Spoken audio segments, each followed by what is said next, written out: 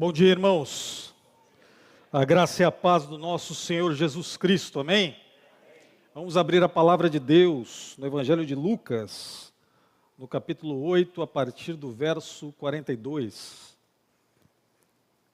Evangelho de Jesus Cristo, segundo o registro de Lucas, no capítulo 8, a partir do verso 42, um texto muito conhecido de todos nós.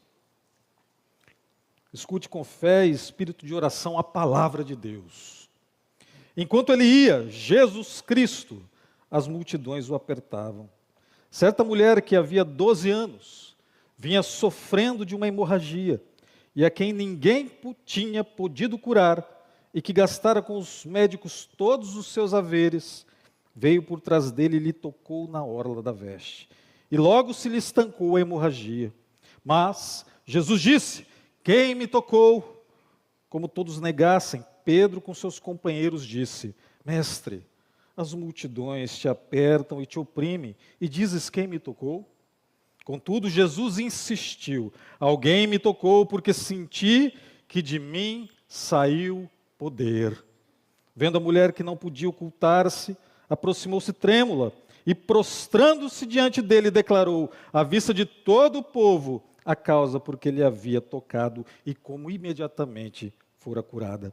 Então lhe disse: filha, a tua fé te salvou, vai-te em paz. Até aqui a palavra do Senhor. Curva a sua cabeça, oremos uma vez mais ao nosso Deus. Maravilhoso Deus eterno e Pai que estás no céu, nessa manhã, meu Deus amado, Deus querido, eu levanto a minha voz, Senhor, de maneira a falar ao teu povo por misericórdia em teu nome. Agora, Senhor, derrama a tua graça, o teu favor e o teu poder em cada coração, para que possamos compreender a grandeza, a profundidade e o mistério da tua palavra, e que aquele que entrar por aquelas portas possa sair daqui dizendo: Deus falou comigo nessa manhã. Pai, eu lhe peço essas coisas e lhe agradeço, em nome e para a glória de Jesus, o nosso Salvador, o que vive e reina para todos sempre. Amém. Amém e amém. Amados irmãos e irmãs, é conhecida a história, narrada em Gênesis, capítulo 32, quando vemos Jacó lutar com o anjo, ser ferido e perseverar até ser abençoado. Dessa história simbólica, fática, porém simbólica, cheia de significado, se extrai que uma das marcas do povo de Deus é persistir, persistir, persistir e lutar até alcançar a vitória. Como dirá o profeta Oséias, Jacó precisou lutar desde o ventre de sua mãe, já nascendo assim numa batalha pela vida e pela bênção de Deus. Viver, portanto, é lutar com Deus em oração. Lutou Jacó com Deus, dirá o profeta Oséias no capítulo 12, versos 3 e 4. Lutou com o anjo e prevaleceu, diz o profeta. Chorou e implorou o seu favor. Em Betel encontrou a Deus e ali conversou com ele, diz a palavra de Deus. Lutar com Deus, tal qual Jacó no val de Jaboque, assim pode ser bem traduzido no caso da mulher hemorrágica, da hemorroíça, como alguém que está diante da sua última chance de vida e nela se agarra com a força que lhe resta. Sem ligar, portanto, para a segregação imposta, para as leis cerimoniais judaicas que lhe impediam de estar ali, ou pouco importando aquela mulher com a vergonha alheia.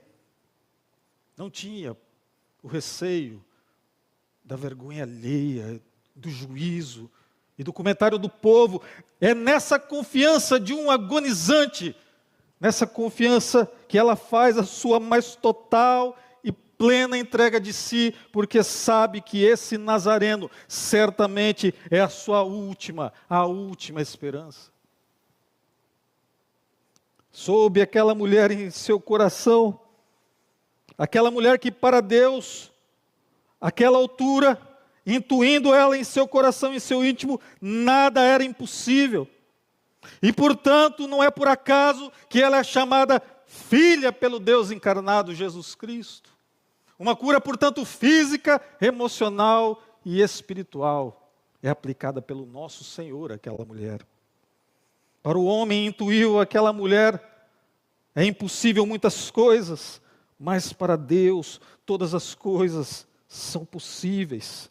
Nada é difícil demais para ti, dirá o profeta Isaías. Ele chama à existência coisas que não existem, como se existissem, como reais.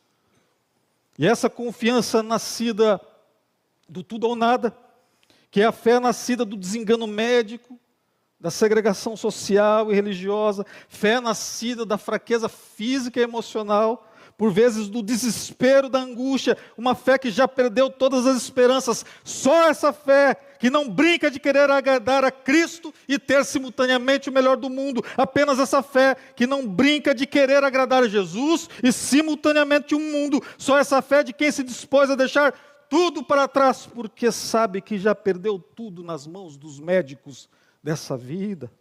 Só essa fé verdadeira, só essa fé real pode tocar a verdadeira esperança. Jesus Cristo, louvado seja o nome do Senhor. Pastor Hernandes Dias Lopes, comentando esse trecho, essa passagem, dirá que o toque da fé começa com a consciência, com a radical e abismal consciência de uma grande necessidade por parte daquela mulher, e acontece quando nos voltamos dessa desilusão rumo a Jesus. Ou seja, o que Deus faz por aquela mulher começa na sua consciência de uma necessidade profunda, que está a reboque de um sofrimento prolongado. E eu quero aqui que os irmãos prestem muita atenção. Um sofrimento prolongado de 12 anos, que a faz perder tudo o que tinha, dirá o Evangelho. De uma grande desesperança em não poder construir agora uma família, e dessa forma estar relegada naquela sociedade da época, ou à mendicância ou à prostituição. Um sofrimento, portanto, que destruía todo e qualquer sonho, uma vida, portanto, sem saída, humanamente impossível de ser vivida com alguma dignidade. E é a partir dessa consciência, ela se volta para esse mesmo Deus que a tinha feito chegar até ali. Louvado seja o nome do Senhor. O sofrimento daquela mulher é assim, o meio pelo qual Deus irá abençoá-la. A dor é o curso ante o qual Deus está usando para te abençoar, amado e amada do Senhor. O mal na sua vida, sim, é a forma misteriosa que Deus usa, que Deus transforma coisas ruins que nos acontecem em bens maiores ainda. Porque todas as coisas, dirá Paulo, cooperam para o bem daqueles que amam a Deus. A sua dor, dirá C.S. Lewis, é o megafone de Deus. A sua dor é a sua conformação, a sua configuração diária a Cristo. A dor é o buril, é o crisol, o martelo que esmiuça a penha, que faz do velho homem algo novo, nova criação. Louvado seja o nome do Senhor. Por isso, e só por isso, porque o sofrimento edifica e santifica nós, que podemos dizer que nos gloriamos também nas tribulações, sabendo que a tribulação produz perseverança, e a perseverança experiência, e a experiência esperança, que não confunde, porque o amor de Deus é derramado em nosso coração pelo Espírito que nos foi outorgado. Louvado seja o nome do Senhor. De posse desses conhecimentos, de posse dessa estrutura mental, é que eu quero agora ir ao texto com os irmãos, meditando verso a verso, para nos edificarmos mutuamente nessa manhã. Acompanhe comigo o verso 43. Enquanto ele ia, as multidões o apertavam. Certa mulher, que havia 12 anos, vinha sofrendo de uma hemorragia, e a quem ninguém tinha podido curar, e que gastara com os médicos todos os seus haveres, todos os seus recursos, todo o seu patrimônio, todo o seu dinheiro. O contexto dessa passagem, O contexto, mais especificamente, de Jesus nessa passagem é bem conhecido por todos nós. Jesus enfrenta uma tempestade para ir até a região de Gadara, libertar um homem endemoniado por uma legião de demônios. E ele vai lá exclusivamente para libertar aquele homem. Lá naquela região, Jesus restaura aquele homem, liberta ele do jugo de Satanás, mostrando assim que ele é Senhor tanto sobre a natureza física de céus e mares, quanto espiritual, porque ele é o próprio Deus. Depois, ainda em Gadara, Jesus é rejeitado por aquela comunidade e retorna para a parte ocidental da Galileia, quando assim é recebido no contexto imediato da passagem que acabamos de ler, e é recebido, diz o texto, com uma alegria tremenda, porque uma multidão o espera. Jesus é recebido agora por aquela multidão que o apertava, mas note, não porque era o Deus daquele povo, mas porque era a encarnação das expectativas de um povo que, mesmo vivendo na terra prometida e entregue ao povo de Abraão, ainda legava ao povo habitante dessa terra uma condição de exílio. O povo não se limitava, portanto, a um exílio geográfico, mas extensiva condição, pois viviam debaixo da bota de Roma, debaixo de uma cultura politeísta, que as forçava a conviver com toda sorte de paganismo. Esse era o contexto. Jesus, àquela altura, era a esperança nacional por excelência, o revolucionário da hora, o grande político de ocasião, aquele que iria levar as expectativas nacionais a reboque do que profetizavam os profetas acerca de Israel ser luz e guia às nações. O que o povo apertava e comprimia não era o Deus de Israel, mas o político habilidoso, milagreiro e taumaturgo forte, que iria subjugar Roma e colocar Israel no pináculo do mundo. Portanto, engana-se quem pensa que a multidão que apertava Jesus era uma multidão assim, desinteressada do seu quinhão, da sua parte nessa nova nação por vir, do seu carguinho comissionado, do seu lucro pessoal. Todo mundo ali estava atrás da sua sorte na revolução por vir. Todo mundo tinha um interesse naquele homem poderoso em palavras e obras, mas não um Deus encarnado. Mas Jesus não estava ali como nunca esteve nesta terra, para fundar uma nova sociedade, para nos trazer consciência ambiental ou social, mas para inaugurar o reino de Deus em nossos corações. Louvado seja o nome do Senhor. Jesus não estava ali para trazer uma nova consciência de classe, Jesus não estava ali para reformar o judaísmo, mas para fundar sobre si, não sobre Pedro, uma igreja, o seu próprio corpo estendido nas eras históricas e que nos alcança hoje, 26 de abril de 2026, louvado seja o nome do Senhor, porque Ele fala ao seu povo, ainda hoje, através da sua palavra, ao seu corpo, que se estende a nós nessa manhã. Dito isso, meus irmãos, é nessa caminhada que Jesus primeiro vai se encontrar com um homem poderoso naquela sociedade, com um homem de alta reputação, de ampla e profunda vida social, um homem de liderança chamado Jairo, chefe da sinagoga, cuja filha, àquela altura, com 12 anos, estava à beira da morte. E aqui, eu quero que os irmãos prestem muita atenção nos contrastes e nas semelhanças dessa mesma cena que se desdobra em duas histórias, da menina e da mulher hemorrágica, da hemorroíça. Trata-se de duas mulheres. Sim, duas mulheres. Tanto a hemorroíça quanto a filha de Jairo, que com 12 anos, àquela altura, naquele contexto, naquela sociedade, já podia inclusive ser desposada. E é por isso que Jesus não entra ao quarto com ela sozinho, mas tem o zelo, o cuidado, o respeito e o decoro de pedir companhias para não ser mal interpretado. Tanto a hemorroíça sofria há 12 anos, quanto a menina tinha 12 anos.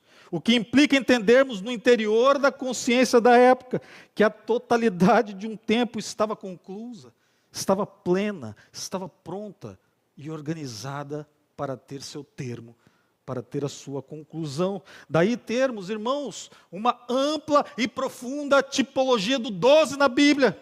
São 12 as tribos de Israel, 12 as portas da Nova Jerusalém, as 12 pedras no altar de Elias, as 12 fontes de águas e assim por diante. Tudo a indicar, sempre que você as leia, que para além do fato em si, a tipologia da plenitude e totalidade está acontecendo ali, ou seja, um tempo é chegado e algo novo está prestes a acontecer.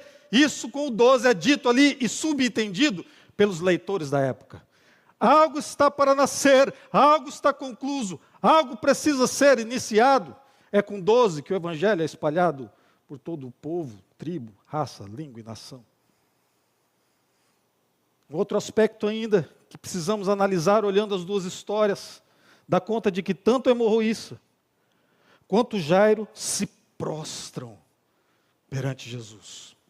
E aqui eu quero meditar com os irmãos do significado profundo acerca do que significa realmente se prostrar. Aqui é preciso entender o significado dessa ação no mundo bíblico. Prostrar nunca significa mera reverência ou simples gesto cultural, mas sim um gesto de profunda humilhação no limite da adoração manifesta. Prostrar significa ainda entrega, rosto em terra a fim de redenção e busca de uma entrega sacrificial. Por isso, Sadraque, Mesaque e Abednego não se prostraram perante a estátua de Nabucodonosor. Isto é, a fim de não confundir um gesto arraigado culturalmente, mas que ainda assim poderia naquela audiência se confundir com um culto, com um ato de adoração. Portanto, quando os romanistas dão conta de que ao se prostrarem não adoram imagens, eles estão, na verdade, colocando em confusão aquilo mesmo que acreditam. Uma vez que aquele ato por si só pode também ser interpretado como uma forma, não de veneração ou honra, mas de plena adoração. E somos devotos a um Deus único, suficiente, Salvador em Cristo Jesus, que nos demanda exclusividade na reverência, na adoração e no culto prestado a Ele, e que é ciumento quanto ao seu povo. Louvado seja o nome do Senhor. Prostrar-se assim, talvez não poderia implicar adoração de forma direta, mas constrangia, incomodava profundamente, sobretudo ali, numa comunidade judaica, incomodava todos aqueles que usavam esse gesto exclusivamente para adorar o único Deus. E é assim que Jairo se comporta, sem temer, sem medo da opinião alheia, da censura, do constrangimento que o seu povo, que a sua sinagoga poderia lhe infligir. Portanto, tanto a hemorroíça quanto Jairo, com um gesto de humilhação, adoraram a Jesus. E aqui quero que preste muita atenção, porque não há cura ou salvação sem nos humilharmos perante Deus. Sem prostração, rosto em terra, pois diz a palavra, que se o meu povo que se chama pelo meu nome, se humilhar e orar, buscar a minha face e se afastar dos seus maus caminhos, dos céus eu ouvirei e perdoarei o seu pecado e curarei a terra. É a partir da prostração, da rendição incondicional, que Deus passa a agir em nossas vidas. E esse foi o ato de Jairo, esse é o ato da hemorroíça. Agora quero que caminhe comigo no tocante aos contrastes, as dessemelhanças entre Jairo e a hemorroíça, que são marcantes na cena dividida em dois atos. Jairo, o homem da história, o patriarca da história, é o único apresentado ali com nome próprio, em que pese haverem duas mulheres no contexto. Veja, as duas são apenas citadas sem ser nomeadas, sem que a sua identidade seja exposta. Jesus, a contrapelo da cultura, atende quem primeiro? Aquele de nome ou sem nome? Jesus atende ao sem nome, ao anônimo, à mulher.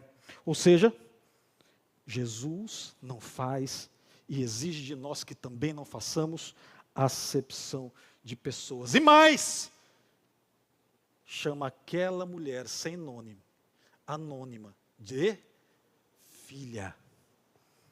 Outro ponto, outro contraste marcante é o seguinte: Jairo é um homem poderoso, tinha liberdade de culto, liberdade social.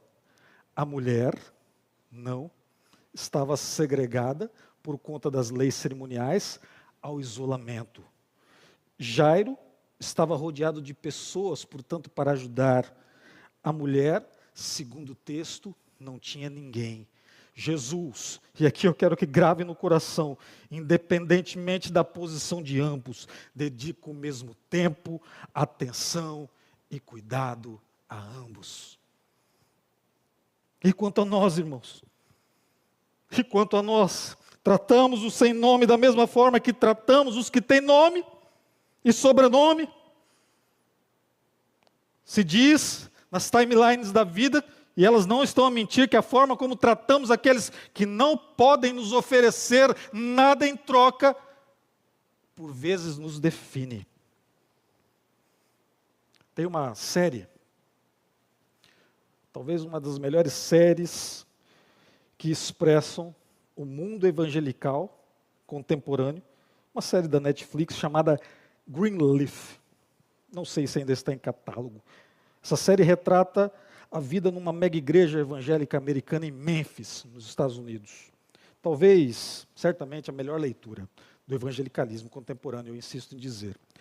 E lá, o conselho da igreja, e isso é retratado na série, reúne para fazer um pente fino a partir do sistema de contribuição da igreja, faz um pente fino com os principais contribuintes para fazer uma espécie de top 10 dos maiores dizimistas e contribuintes da igreja, para que a equipe pastoral fizesse um atendimento prioritário. E eles davam um nome àquela turma, chamada Angels Club, Clube dos Anjos, só dizimista top. Esses, prioritariamente, a equipe pastoral deveria atender. Pecado! Acepção de pessoas, algo que Jesus condena ao tratar tanto aquela mulher sem nome, quanto o chefe da sinagoga poderoso, da mesma maneira. E eu diria e arriscaria em dizer, mas tratar ela até de forma prioritária, em função daquele homem, uma vez que ele para em função de atender ao chefe da sinagoga, para atender aquela mulher sem nome, alijada da vida social, segregada e humilhada socialmente, relegada à prostituição e à mendicância.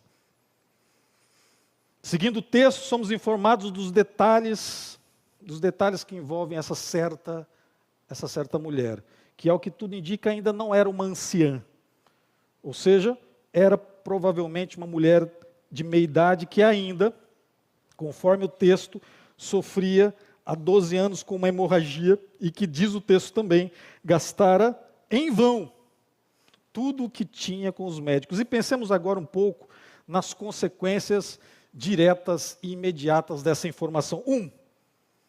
Isso relegava a ela segregação, isolamento social, primeiro, por ligação matrimonial, horizontal, direta, porque ela não poderia ser desposada. E caso tivesse sido casada ainda antes do início dessa enfermidade, ela deveria ser repudiada e os seus filhos não teriam direito à herança segundo a lei cerimonial. Portanto, se casada, ela deveria ser repudiada. Se casada, ela deveria ser abandonada e tirada dela os seus filhos. E se solteira, ela não poderia se casar, logo não teria a quem lhe protegesse ou cuidasse, uma vez que a mulher naquela sociedade era uma propriedade do marido. Segunda consequência direta e imediata, segregação religiosa por impureza cerimonial.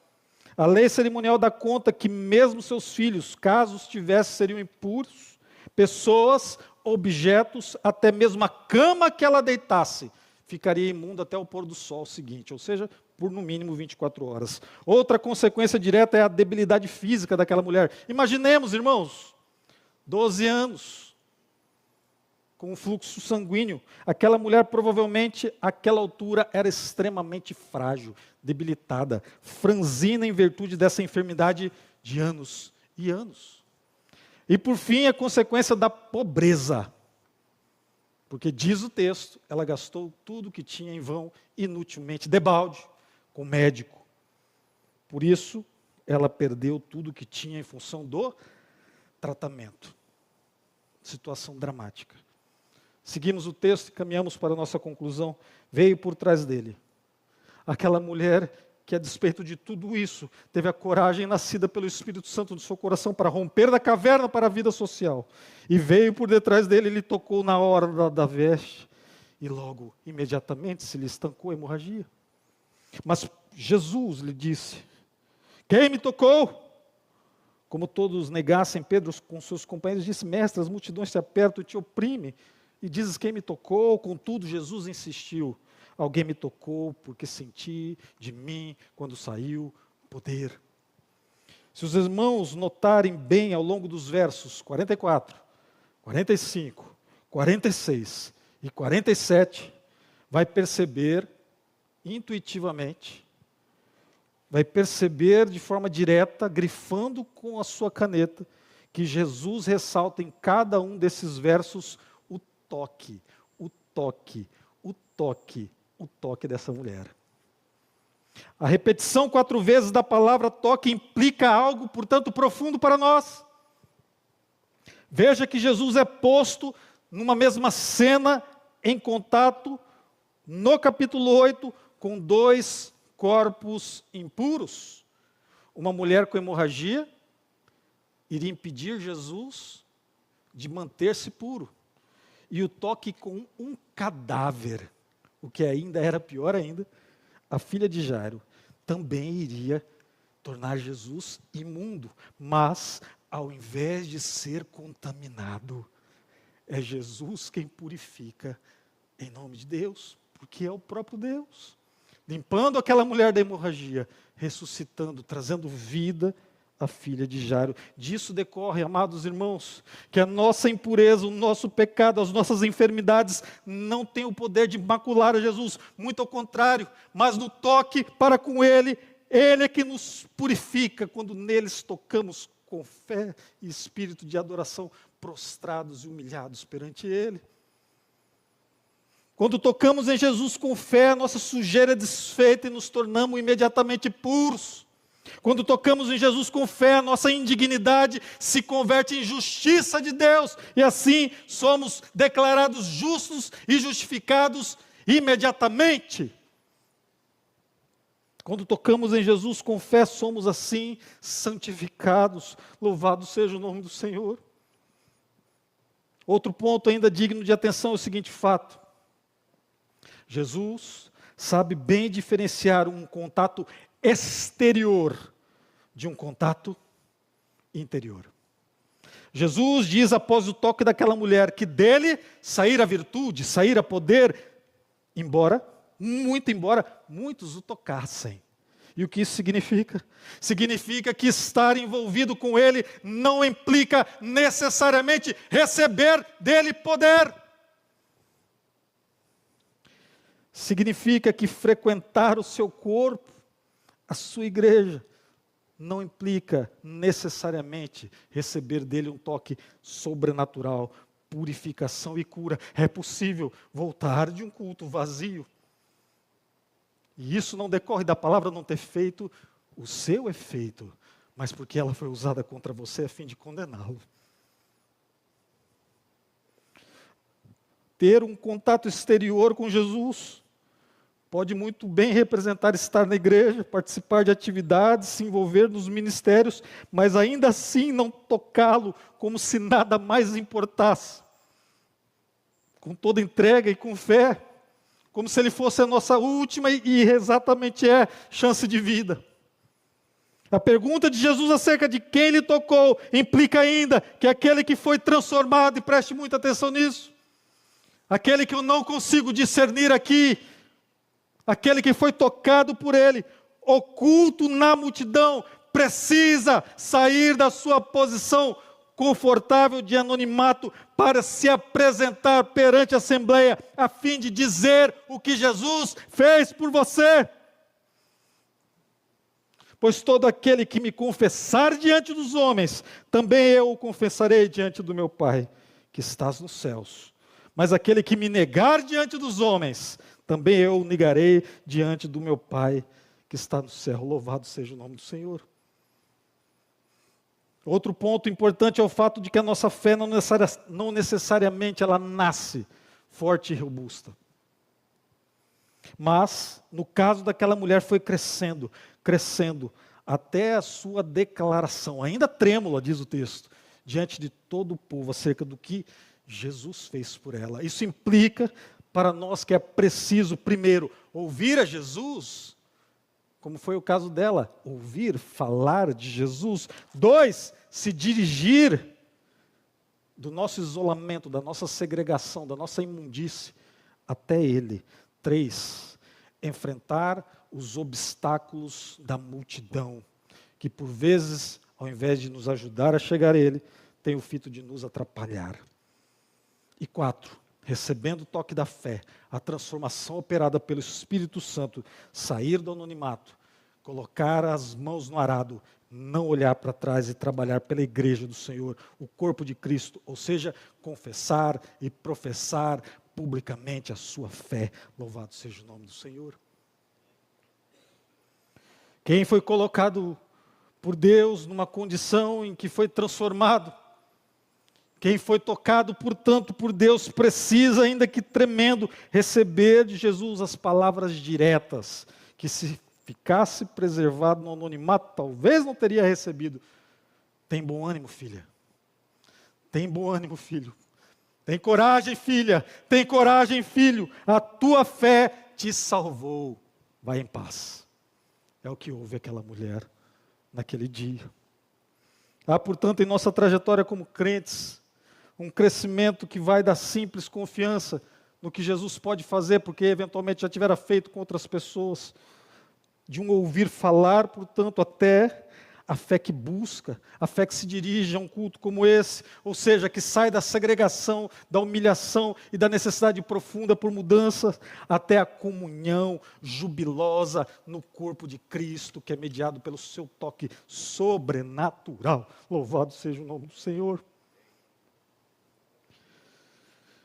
Para concluir essa mensagem ao seu coração, eu quero deixar alguns pontos de aplicação para a vida dos irmãos. O quanto a nós é o que eu vou tratar agora. Primeiro, na hora da dor, na hora do sofrimento, na hora da angústia, saia do anonimato e procure ajuda no corpo de Cristo. Não sofra sozinho, calado, não desperdice o seu sofrimento. Não espere perder todos os seus haveres com soluções que não vão dar em nada, antes de procurar ajuda e cura espiritual na casa do Senhor, na igreja. 2, tenha coragem. Tenha coragem para sair do isolamento, tenha coragem para romper a condição que a sua situação, eventualmente até social, lhe impôs. Não se intimide, não tema a multidão que aperta, que pode te afastar de Jesus. Diga no seu coração hoje o que tem drenado a sua vida, qual é o fluxo de sangue que tem te enfraquecido, para que Ele, aquele que doou o seu sangue por nós, toque você e você seja transformado e renovado nesta manhã. Louvado seja o nome do Senhor. E por fim, entenda que aquela mulher não gritou. Do pátio não foi ouvida a sua voz. Mas embora despercebida pelos homens. Por vezes, você vem à igreja todo domingo e ninguém sabe, eventualmente, qual é o seu nome, muito menos o seu sobrenome, mas Jesus nota você e Ele toca você, mas Ele quer saber quem você é. Ele mesmo coloca em seu coração, nessa manhã, um toque sobrenatural, de uma tal maneira que o que tem te drenado a vida, o que tem te corroído as esperanças, Ele reverte e você não sairá desse local como entrou. Louvado seja o nome do Senhor. Ainda hoje Jesus se faz presente por meio da igreja e neste lugar passei entre nós.